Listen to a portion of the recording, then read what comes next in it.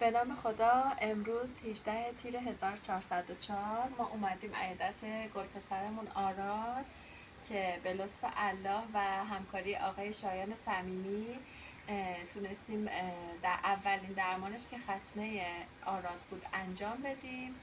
از همینجا از آقای شایان صمیمی و همراهان عزیزشون که توی این مرحله به ما کمک کردن تا این اقدام قشنگ برای آراد انجام بشه تشکر میکنم و امید دارم که به لطف خدا بازم بتونن همکاری بیشتری داشته باشن تا بتونیم که درمانهای دیگه‌ای که زیبایی فکش هست و درمان کلیش هست و انجام بدیم. و همینجا برای درخواست شیر خشک ازتون خواهش میکنم که چون آراد نسبت به شرایطی که داره شیر خشک نان 2 مصرف میکنه که یه ذره تهیه‌اش سخته، هر عزیزی بتونه کمک کنه تو این زمینه ممنونتون میشم. مرسی.